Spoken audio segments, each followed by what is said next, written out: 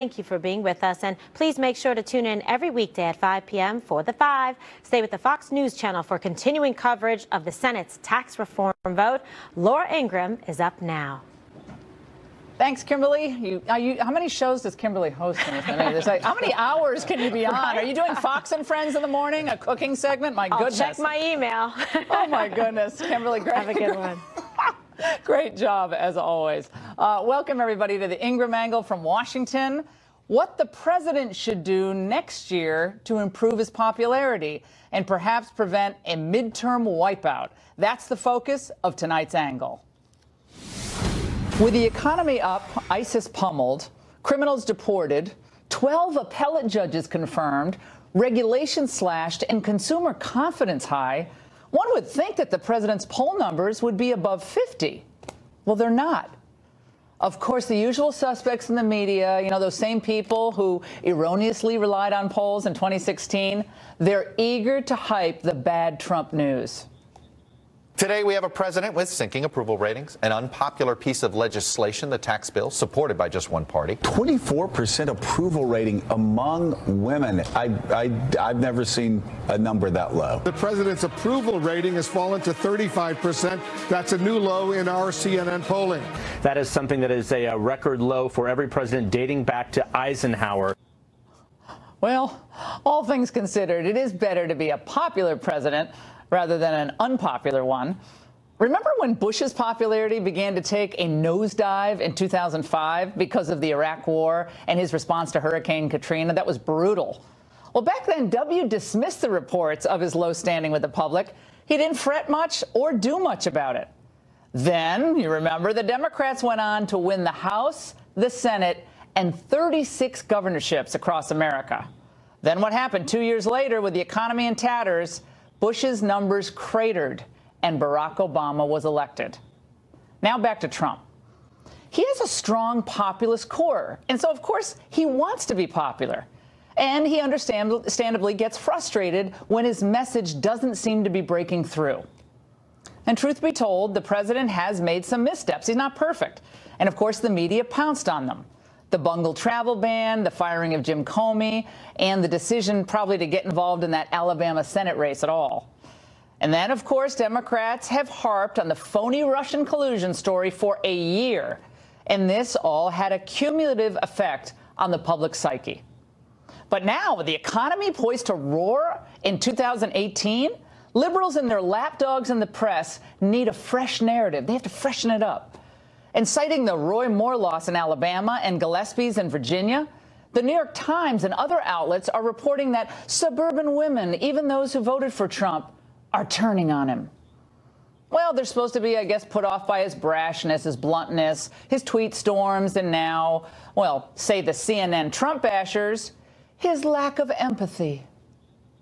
It's about expressing normal human emotion. It's about expressing condolences. He doesn't do that first. First, he exploits it for political purposes. This administration, writ large, is engaged in a larger game of trying to contain the president's worst impulses. What I hear people say, even diehard Trump people, is we want humanity in this country. You know what? No politician can win without empathy. He won anyway, even with numbers that suggested people saying, we don't think he understands people like us. Is it catching up with him now? Yes. I think the answer is right. You can't learn empathy. You can't learn empathy. Well, I disagree with these clowns, and here's why. Maybe the president is sharing his empathy in a different way. And I'd argue that in his first year, President Trump has shown empathy for the people of this country in action, if not in words at all the times. Think about his deep feeling for the working people, the middle class, Americans of faith, and job creators, entrepreneurs. It's all evident in his policies. So if ridding the suburbs of MS-13, lowering taxes, and improving school choice isn't showing empathy for the middle class, then what is it? If the massive deregulation and trade policies that are spurring job creation and driving the economy isn't showing empathy for the worker, then what is it? And I'll say, if driving black unemployment to an all-time low and laboring to get drugs off the streets isn't showing empathy to the African-American community, then what is it? To President Trump, I say the following. You've accomplished so much this year. but you're not going to ever get the press on your side. They're not going to give you credit. But I'll tell you this, more voters can and will be on your side with maybe just a few tweaks, a few modest changes. Perhaps the time has come to put aside a few of the Twitter battles. I like the tweets, but not all of them. And now it's time to humanize the agenda that you've been fighting for. You see, your predecessors, Barack Obama and Bill Clinton, were masterful emoters-in-chief. They could turn on the tear machine and like that. They could bear hug at the drop of a hat. And while they were often all emotion, they were, at the same time, often no action. I say it's possible to do both. You know, I was thinking today about that incredible event that you held, Mr. President, in August of 2016 with angel families who had lost loved ones at the hands of illegal aliens. It's an important reminder of how policy and empathy can align. And when you listen and teach, nobody does it better. And if that's not empathy, what is it? Then when Hurricane Harvey struck Houston and you visited the shelter housing flood victims, it was powerful. If that's not what empathy, what is? I like seeing you out among the people. I like seeing you with children, the elderly, factory workers, volunteers. You can be really charming, and you can be really warm in person. And it's time to let more Americans see that. My radio listeners today offered their own advice for what you should do before the midterms, and one suggested a twice-monthly fireside chat where you explain important policies to voters and introduce them to the people who will be impacted positively by those policies. I think it's a good idea, and it's great politics as well. And I also like the fact that you deliver your message directly in that scenario, with or without the media's coverage of it. I say it's now time to govern all the people, to take your agenda to the inner city, to suburbia, to the churches, and to the areas of the country that have been somewhat or really unreceptive to the populist conservative message. It's hard to be a national party, isn't it, when every presidential election cycle we write off California and New York right off the bat. And there's no reason the Democrats should have a monopoly on the coast. That's absurd. Just go and try there. Give it an effort. And at times, just your presence, just showing up and listening, can be the most powerful action of all. And I say, if that isn't empathy and a winning strategy, what is? And that's the angle. Joining us now for reaction here in Washington is Byron York, Washington Examiner chief political correspondent. With me here in the studio is Congressman Sean Duffy, Republican from Wisconsin, and two Democratic strategists, Joe Trippi and Scott Bolden. Gentlemen, it's great to see all of you. All right, Trippi, let's start with you. Where am I going wrong here? You heard the angle. President Trump, not where he needs to be in poll numbers. You know, there are polls that say 32, some says 38, 35, but it's not where he wants to be, obviously. Do you think that President Trump can bring his numbers up? Don't make any cracks about they can't get any lower. They can. Can he bring his numbers up next year with some of these initiatives going to the people, selling this message? I thought you nailed it in terms of some of the things he needs to do, like get rid of, I'd go a little bit further, not some of the Twitter, but just about all of it.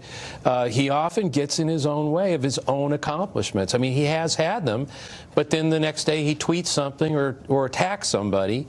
And I think that really gets in the way of his message. And you're right, the mainstream media, all the media jumps on that and makes him pay for it. But they would make any president pay for doing some of the things.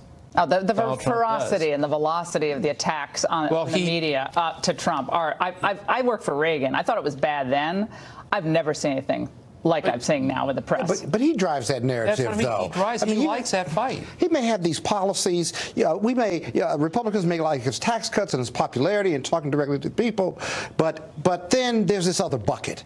This other bucket is tweets, the way he tweets anti-Muslim information or videos. Anti-Muslim? Anti-Muslims, whereby the British nationalists, which was quite offensive to so many people. I think what some of the Islamists are doing across Europe is really really offensive. But but they argue that this video was fine. But you think anyone next November is going to think, oh my gosh, Donald Trump tweeted something from London, but the GDP is 4.2%. I don't think anyone cares about that. That was an example. Happening right now. Yeah, but I don't think that one example. I don't think that one example. We got to get Duffy in here, but I want to get back to you then. Byron York will step in. I don't think it matters what Donald Trump does. The media hates him, and they're going to go after him for the smallest error. You're partially right, Laura. I don't know if it's a fireside chat. I don't know if that's Donald Trump's thing, but he's great at rallies.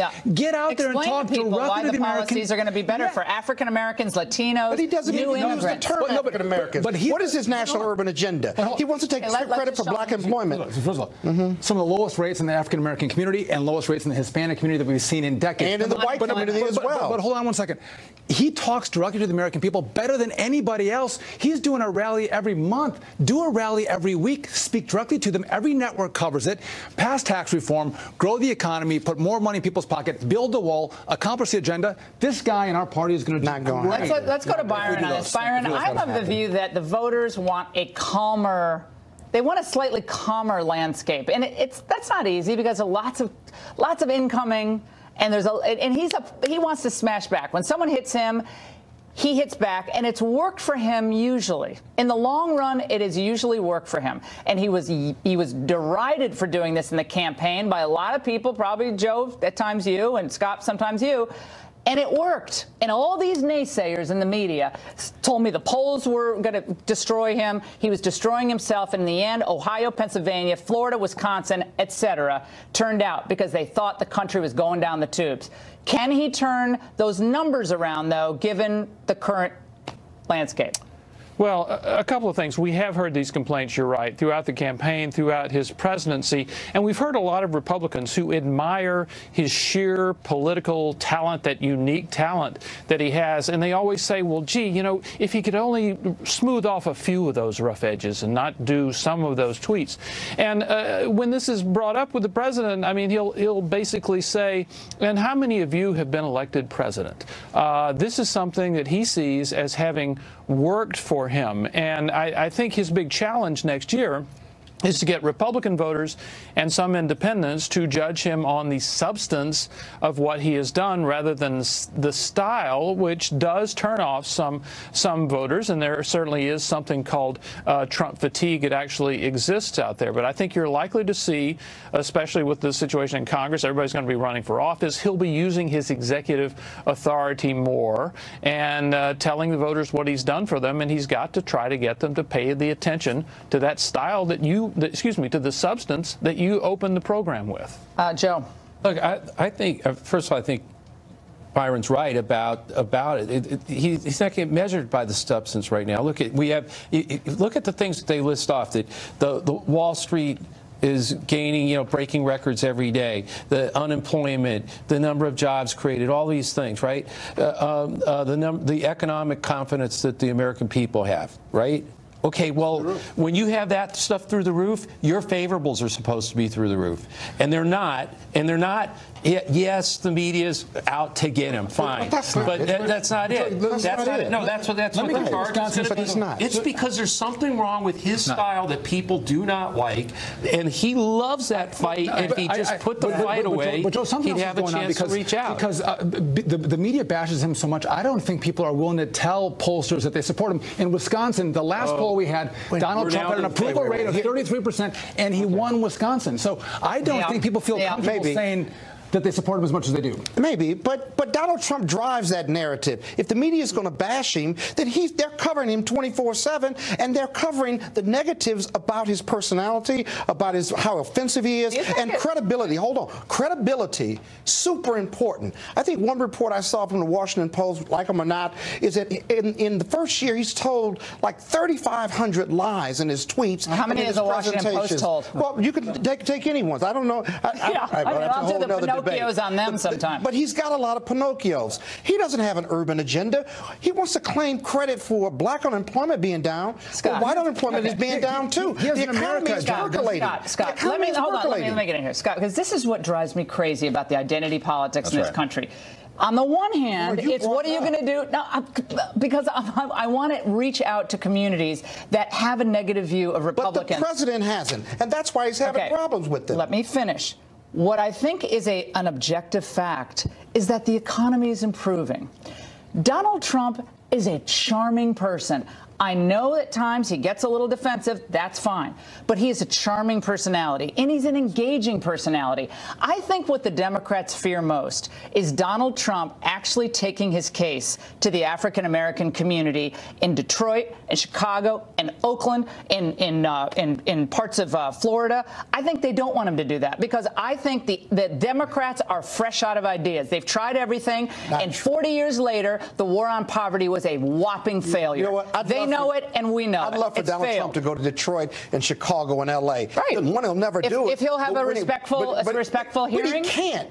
He can't. He can't. Why? Because African Americans don't want to hear from him? No, because he doesn't have a message for them. He's offensive to them. He's done nothing for them. He talked about an urban agenda. What urban agenda? What is your urban agenda? Handouts? What's his urban agenda? No, it's not handouts. Then what is it? An economy that creates jobs? No, I want full employment, job training. Well, that's what we're getting. Do you want more illegal immigrants in your community? Because of Donald Trump? Go to those black communities and say that. Do you want MS-13 in your community? No, I don't, and I don't want gangs in my community. They're out. And I don't want racists in my community. They're out. So Donald Trump's a racist. You back on that? Oh, absolutely. Okay, now he equivocates. he is. He equivocates on whether white nationalists and Ku Klux Klan are good people or bad people. Watching right now, I want you to understand what just happened on this show. I told the truth. I find this to be so sad for this country.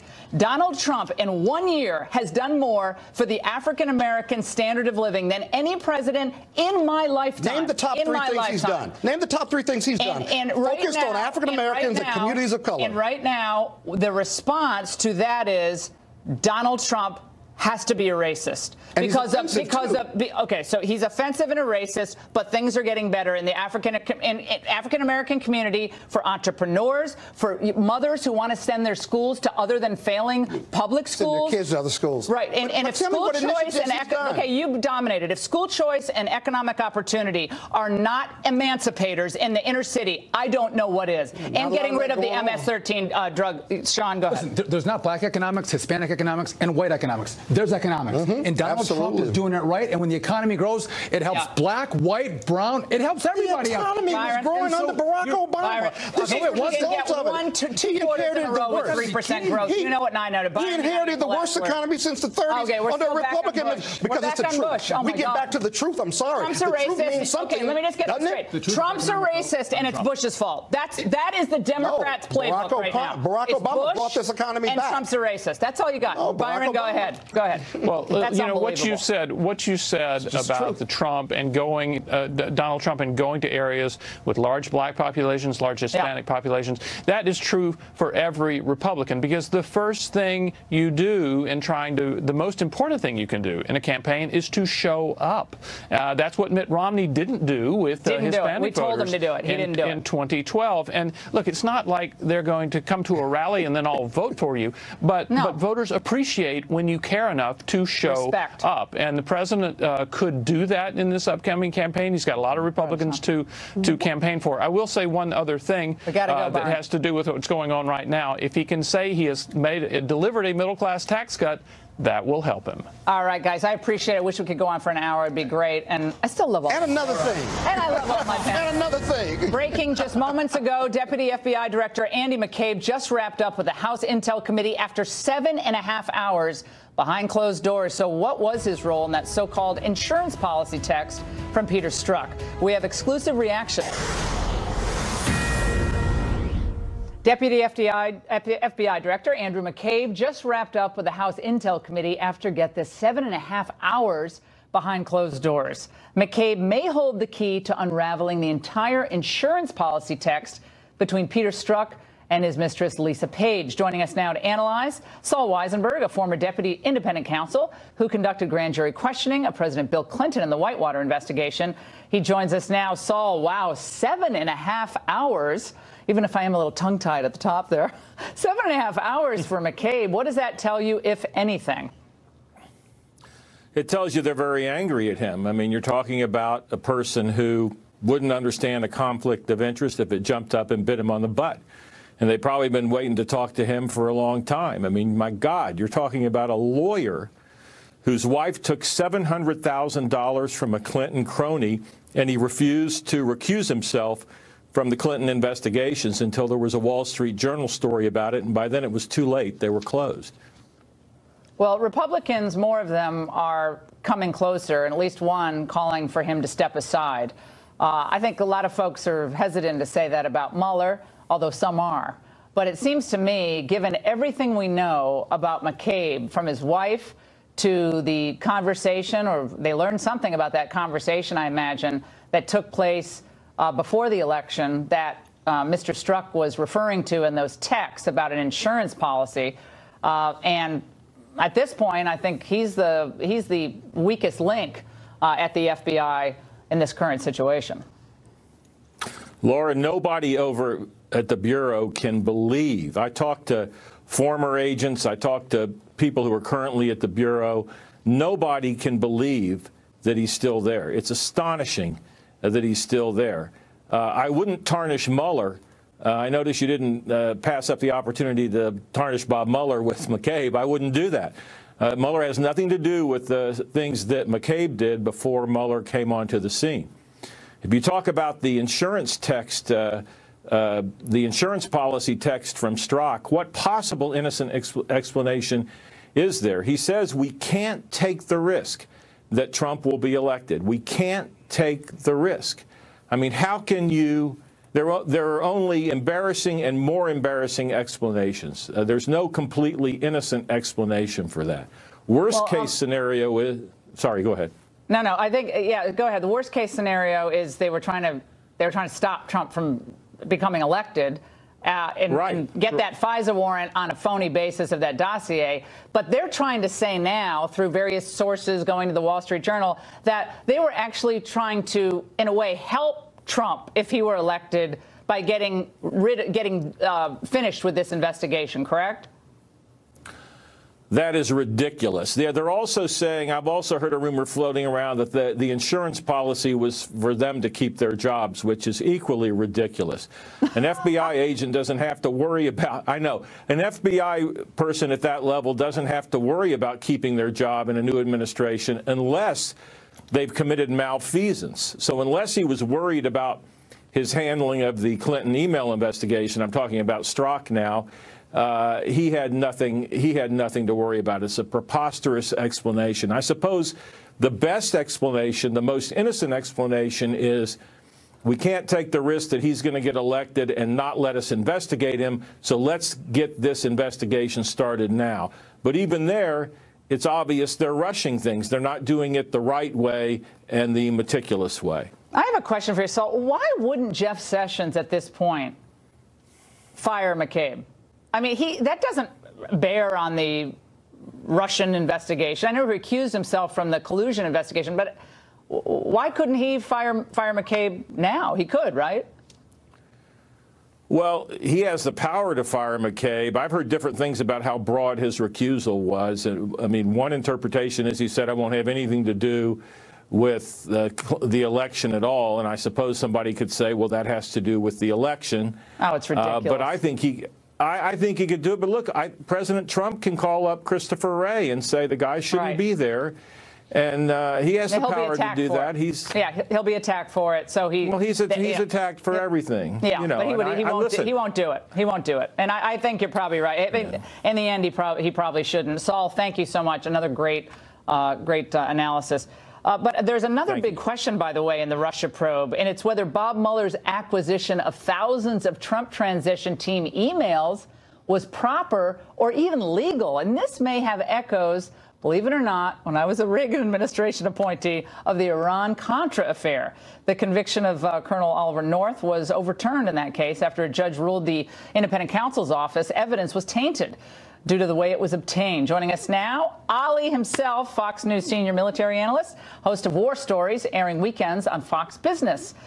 So, Ali, is there a comparison here we can draw to your case? One basic premise. Independent counsels are, A, a way for Congress to evade their responsibility for government oversight. Number two, they are fishing licenses for everybody who gets hired to be a special prosecutor and all their staffs whose goal it is to bring down a president. And it's been that way since 1875. This is a special prosecutor, which is slightly different from the independent counsel, but nevertheless, your point well taken. And what Lawrence Walsh did, of course, was to use tainted testimony against Admiral Poindexter and me, and both of our charges were thrown out.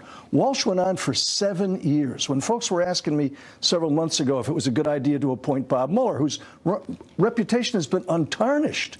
He's a hero of the Marine Corps. He and I were in Vietnam at the same time. He's been decorated with a Purple Heart and a Bronze Star. He had longest-serving record as the director of the FBI, former U.S. attorney, former deputy attorney general. Okay, put him on Mount Rushmore. I'm sorry. Just because he was all that, I don't think he's unimpeachable. He's surrounded by people who hate Trump. Right. So what does that say about his judgment in this case, Ollie? I know he was a war hero, and I respect that so much. All I'm telling you. He made critical decisions. Saul gets mad at me when I raise this, but I think he made critical hiring decisions. Well, remember, his judgment is off. They were all referred by people inside the Justice Department who go all the way back to some of the things that the Clintons were doing. Right, but a lot of them were from his firm, Wilmer Hale. He worked there. He knew their political allegiances. I'm telling you that this process is set up to bring down a president, and that things are happening right now that have, quite frankly, destroyed the reputation of Bob Mueller.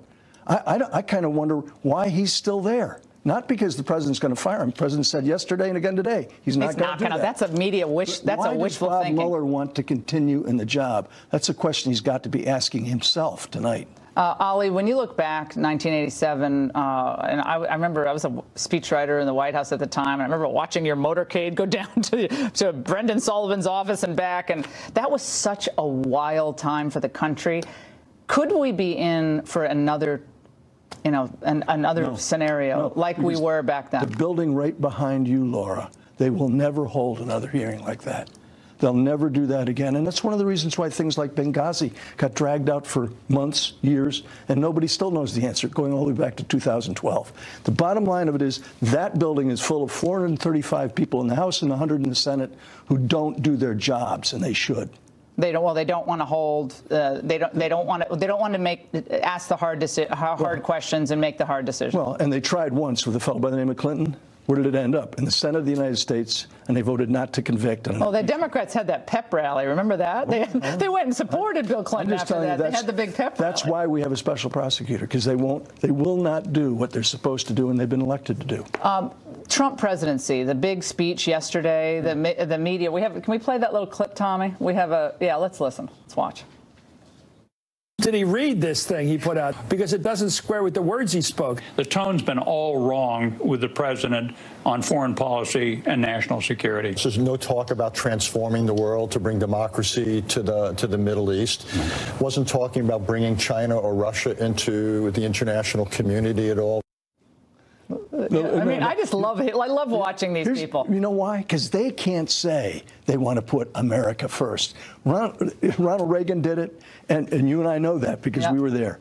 And this president's doing it. And it's high time. And that's one of the reasons why there's a town full of permanent bureaucrats who some call the deep state. They hate Donald Trump for standing up for America. They don't want their jobs ever cut. Well, they want it to grow. Tomorrow morning, after the Senate votes tonight to approve, it goes back to the House, there will be an enormous tax cut for Americans. And you and I and every American watching us will be better off for it. Ollie, it is so great seeing you. Thanks. Wonderful. And by the way, Ollie, did you know that the Obama team has some...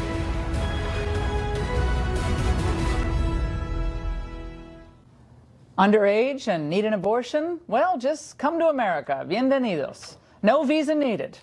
Federal Judge Tanya Chutkan, of course an Obama appointee, ruled yesterday that the Trump administration must let 2 illegal immigrant 17-year-olds, one's 17 actually and one's 19-year-old. There was some confusion on that. The government will not have to pay for the procedures, however, but the ruling stymies the Trump administration's efforts to reverse Obama's policy, which allows abortions for illegal alien minors in custody. This is a crazy world we live in. What could possibly go wrong? We're not going to become an abortion magnet or anything. Joining us now from Boston is trial attorney Rachel Self, who specializes in criminal defense and immigration law. All right. Now, I'm trying to understand this from a different perspective. Okay, so these young women came to the United States, as far as you know, when, Ms. Self? Did they come while they were pregnant, or did they get pregnant after they were here? Well, according to what I've read about these cases, one of the women, when she immediately got here and learned that she was pregnant, had requested the abortion. She was at about 10 weeks at that time. And another one of the women was even less further along than that. What happens is when these young, and they're not women, they're girls, but when they flee their country and come here, they get examined upon their entry to the United States for basic medical care and needs. And that's because it's been discovered that almost 80% of them on their journey here wind up victims of sexual violence. And Right, so there are studies that show that. So enforcement, yeah. Well, and so the refugee, these actually aren't part of immigration and customs enforcement custodies, because in the 80s with the Flores settlement, they became part of the health and human. Well, no, it's the health and human services. Well, they're in ICE custody. They're in ICE custody. They're not in ICE. They're not in ICE custody. Yeah, and there's confusion about that. They are. Yeah. Well, where do you think they're not they in are? ICE custody. They're in detention. It's in the purview of the They're in the Refugee and Resettlement Office. Okay, and that was but they're in custody. They're not walking around in the streets. They are. No, they're not. They're not walking around in the streets. Okay. They're in let's not split hairs here. That's not important. What's important here is just a basic question. Is it the responsibility of the United States to be a magnet for those who want to come here, have children here, come here illegally, or come here pregnant to either deliver their child then becomes an automatic U.S. citizen, or to come here and get an abortion paid for by a sponsor? I know a lot of people probably think the government should pay for it. Is that our responsibility? And if so, under what principle is it our responsibility? I'm not talking for American citizens. I'm talking for illegal immigrants who arrive here. They're not supposed to be here, obviously. It's a really good question, Laura. And to go to your point, exactly. These girls actually wanted to, when they learned that they were pregnant, they wanted to get abortions. So they weren't looking to have babies here. They wanted actually just to get the abortion taken care of once they learned that they were pregnant. Taken care of, it's a baby. Okay. It's a baby. And in one case, the baby is preborn at almost 6 months of age. Do you know what a preborn baby at 6 months of age looks like? That was due to obstruction.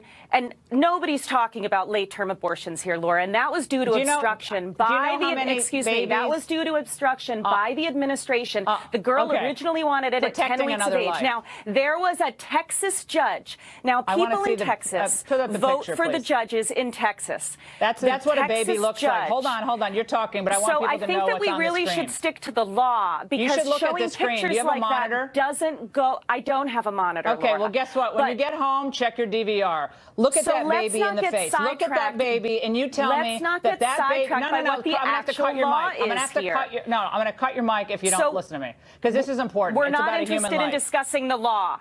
We're not interested in discussing the law. And the fact that the judge says it's the law doesn't mean it's necessarily proper, or judges well, no, get things wrong all the time. the Constitution, the Fifth Amendment, the 14th Amendment, they all say that it's the law. And a Texas judge ruled in the best interest, that illegal aliens have a right to an abortion in the United States? In the best interest of the child, this girl needed to have an abortion. James Madison? No, she didn't need to have an abortion. No. Okay. A Texas judge appointed a guardian ad litem and determined.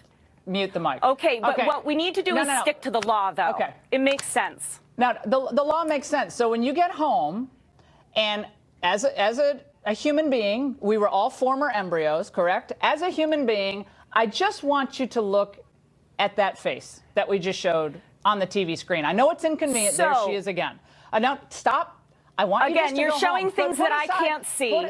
You're showing things that I can't see. It's okay. I didn't show you a hamster. And I'm happy to look at it, Laura, but for right now, what I would like to do. I showed you a baby. That is a baby. That's completely fine, but I think that you're getting completely sidetracked here. It's not a hamster. It's not a piece of tissue. We're here to discuss it's a baby. What the judge's rulings were yesterday. That's why you're talking over. It doesn't make me. I can't even see it at this point, so that's fine. You can show what you want to show to the viewers, but for right now, what makes the most sense is to discuss what the law is. Can you, Tommy? Tommy, can you please The Constitution. Okay. The Constitution of the United States. The Constitution does not say in one provision to every single person within the jurisdiction to not be denied basic medical care, and that is why a guardian. Not a disease. That is why a guardian ad litem was appointed to the child who was pregnant. Tommy, stop. And I can't hear her. I can't hear her talking over me. Okay, guys, this is my one thought. I understand what you're saying about what the law is. I understand that. But we're talking about a human being, and we're talking about an illegal immigrant who has violated our laws. Okay? That's all I wanted to say. We're not talking about hair splitting of the Fourth Amendment or Roe versus Wade. We're talking about not a medical condition. We're talking about a baby. That's all I wanted to say. And I appreciate the conversation. Okay, it's time to ask the big question of the season. And we have a special guest. It's a privilege to serve as the President of the United States. The geniuses at Disney have finally installed President Trump in the Magic Kingdom's Hall of the Presidents. He's reverberating behind me. There's only one problem. Now that the president has finally shown up there, will anyone know who the heck he is? Look at this. This looks nothing like Donald Trump. Was the sculptor out of town when they were making this animatronic figure? So you got the open coat and the long tie. You can't see it, but the tie goes below the belt. I just don't see Trump at all in this. So I asked the question, who does this look like? Some on the internet say it looks like a bloated John Voight. John Voight's never going to speak to me again. Or maybe I thought today an aged Lloyd Bridges. Looks just like, look at that, I'm right. Or maybe, does it look like Alec Baldwin? Kind of? Alec Baldwin's impersonation of Trump is the worst. I'm sorry, I don't like it. I think it's like that lip thing. Or others are, this is very cruel. I reject this at Christmas time especially. That it looks like Hillary Clinton. That is just, I completely reject that. Well, let me know what you think on Facebook or on Twitter at Ingraham. But you know what I think? They should get the guy who does the wax figures for the Wax Museum. Why can't that guy or gal do the animatronic? Because it looks really good. That looks like Trump. Anyway, whatever the case, Disney should be ashamed, or they might be their own way of protesting. Having to include Trump in their attraction at all probably drives them crazy. But do not go anywhere. I want you to hit me on Facebook and Twitter about those 4 options.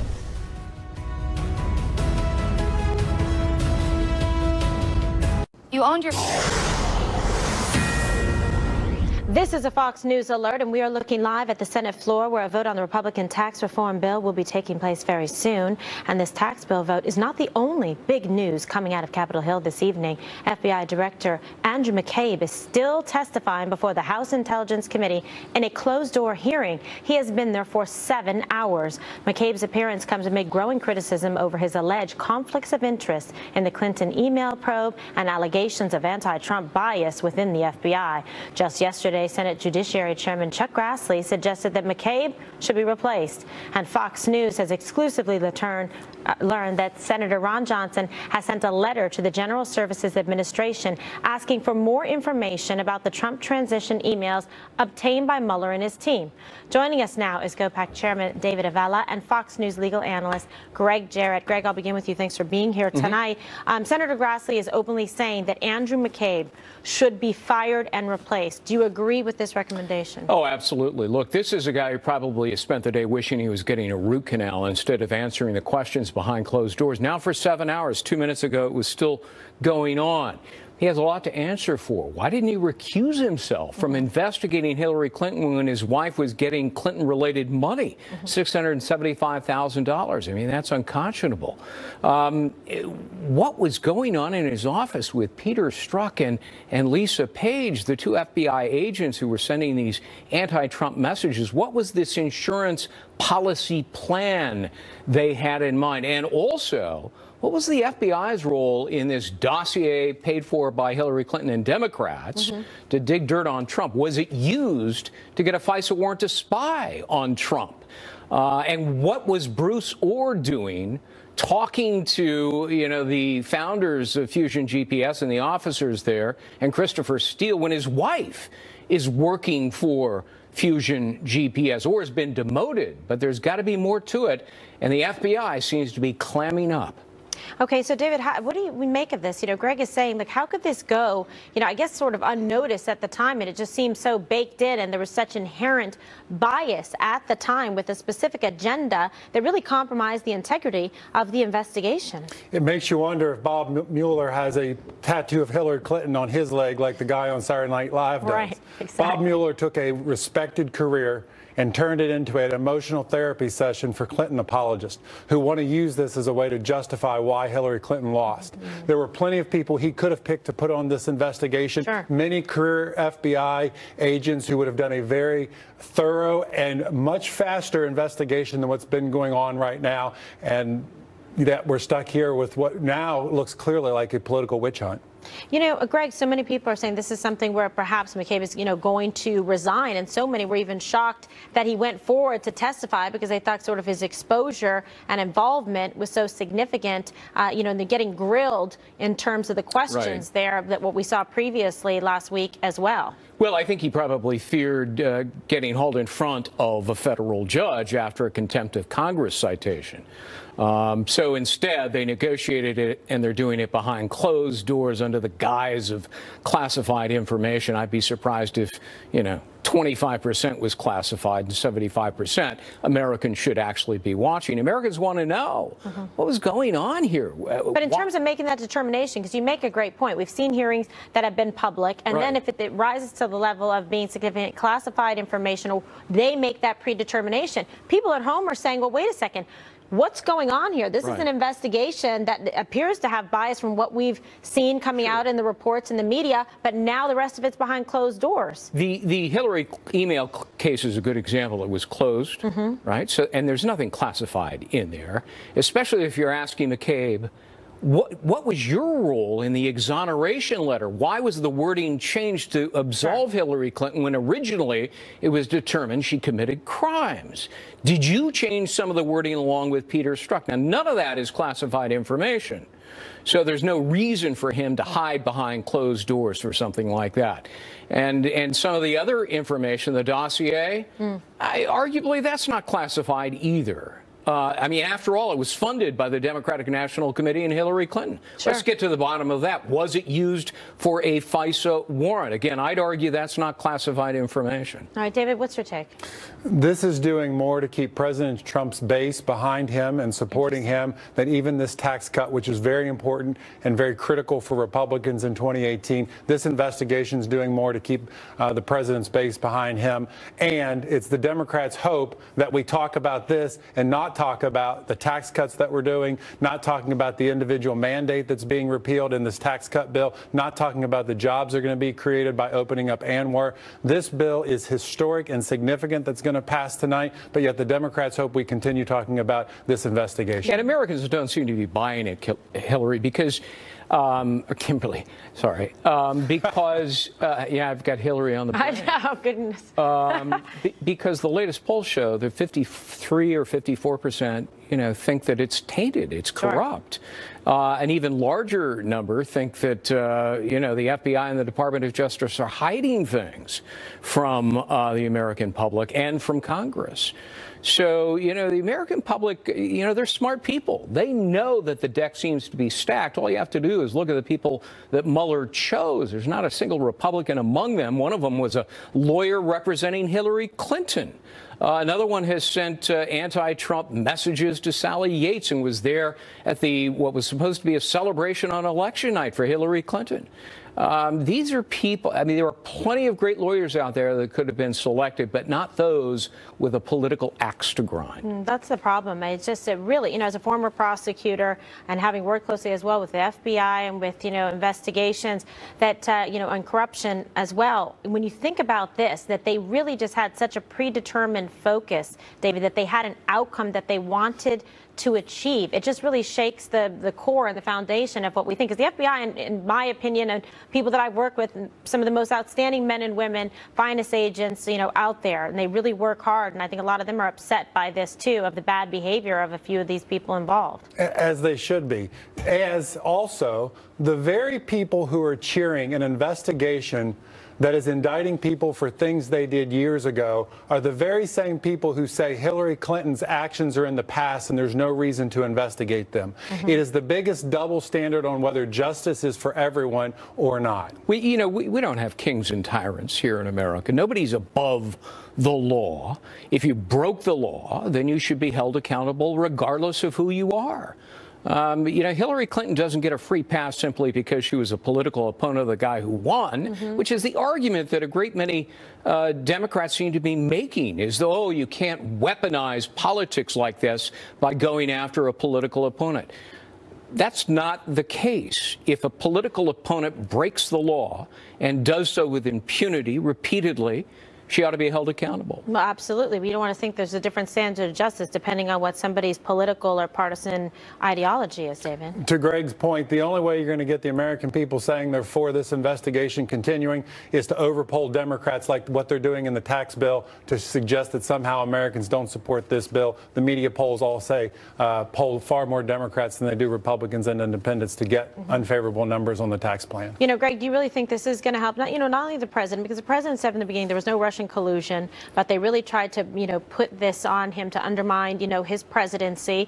Can he use this somehow to help him in campaigning for the 2018 midterm elections to help some of the people that he needs to keep in for the votes? Yeah, I think Democrats need to be careful here that they don't continue to push this. There could be a tremendous backlash. There so far doesn't appear to be a scintilla of evidence of any collusion during the campaign. And even if there was, it's not a crime, only antitrust law, as you well know, right, as a lawyer. The question of whether or not Mueller will go after the president for obstruction of justice, I don't even think is a close case. There has to be a lie, threat, or a bribe, and not even Comey alleges that. The president was well within his constitutional authority to dismiss Comey. Comey admitted it in a letter to his staff. So maybe let Mueller finish the investigation, because the president is saying there isn't anything that he has. But these things tend to go on for a couple of years. That's the problem with special counsels. He should finish the investigation, but he should get people in there that'll do it efficiently and fairly. Have some good oversight. All right, thank you so much, David and Greg. Always a pleasure. Thank you. Coming up, Ed Henry is standing by live on Capitol Hill with an update on the Senate tax reform vote. Plus, we'll speak to 2 Republican lawmakers about what this means for your wallet. Stay with us.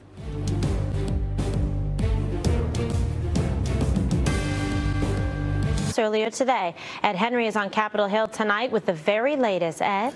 Kimberly, good to see you. We're less than 2 hours now from what we believe will be a vote on the Senate floor tonight on the president's, what would be his signature domestic achievement, his only major legislative accomplishment this year after the failure to repeal and replace Obamacare. Remember, Republicans were dejected after that. A lot of critics and naysayers were saying the president is not going to get anything major done by the end of the year. Well, they've gotten this done in just a couple of months. Put the pedal to the metal, if you will.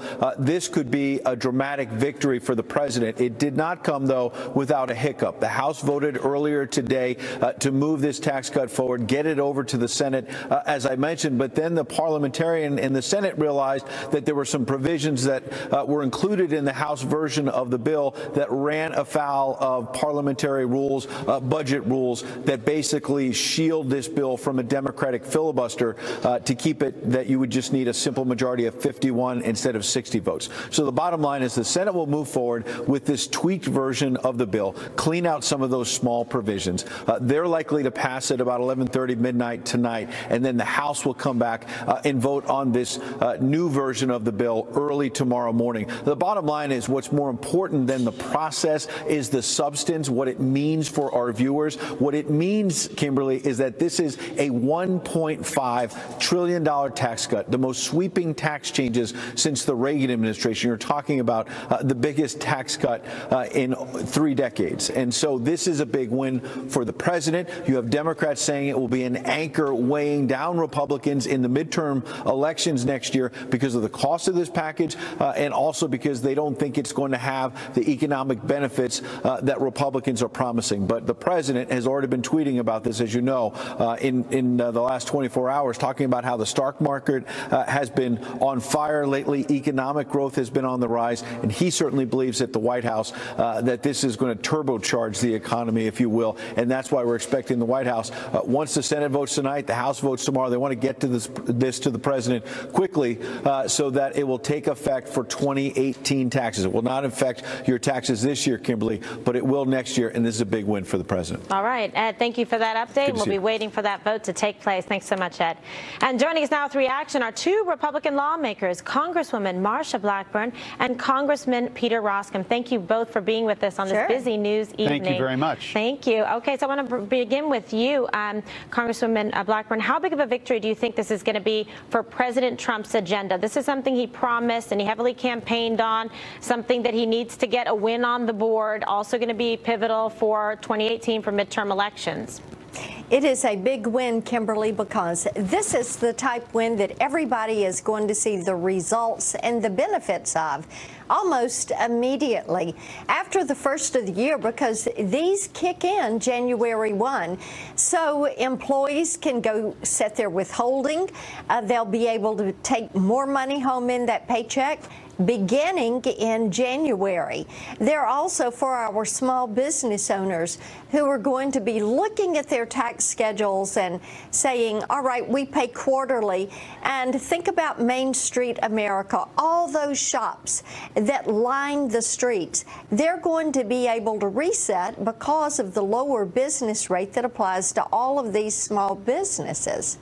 Okay, and Congressman Roskam, now, what do you think about this? It seems to me that they've been able to work very well. I mean, particularly, we see that President Trump has worked well with a number of constituents that perhaps haven't supported him in the past, but also worked very closely with Paul Ryan to get this through.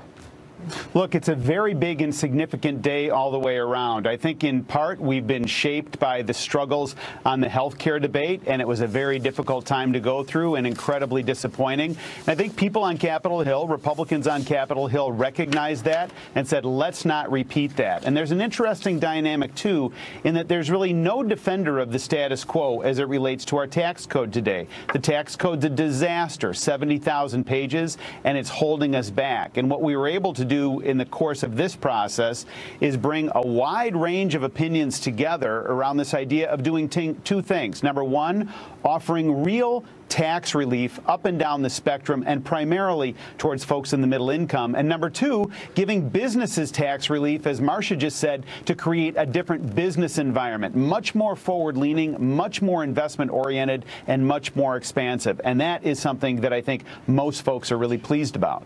Okay, so where do we go from here, Congresswoman Blackburn, in terms of like the president trying to use this maybe for other legislation going forward as sort of a, a framework for support to get people on board to put some of the legislation forward that he needs? Because there was a struggle, with trying to repeal and replace Obamacare, but this seems to have gone much more smoothly. It has gone much more smoothly, and we fully anticipate that you'll see health care come back in the spring. But think about it like this, Kimberly. We have addressed regulations. The president's been doing a great job of working with us. A lot of that has come off the books. We've been able to address taxation, and we know that those two together will lead to job creation.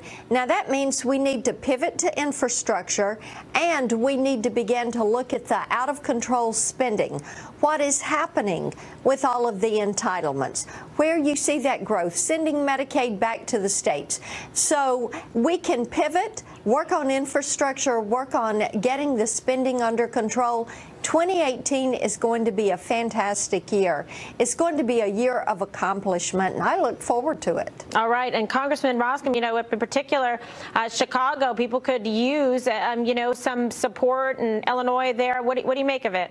Yeah, that's for sure. So the Illinois General Assembly in July of this year jammed through a massive income tax hike, and it really hit folks in the middle income, and it hit folks up and down the spectrum. This is welcome relief for my constituents in suburban Chicago and all throughout Illinois. And states like Illinois that are positioned differently than states like Tennessee that are doing better because of better tax policy are getting welcome relief under this bill. I'm really proud to be a part of it. Okay, well, we're waiting this. As you see, Senate vote on the tax reform bill. We want to thank you both for your time tonight, Congresswoman Blackburn and Congressman Roskam. And coming up, we have much more Hannity right after the break.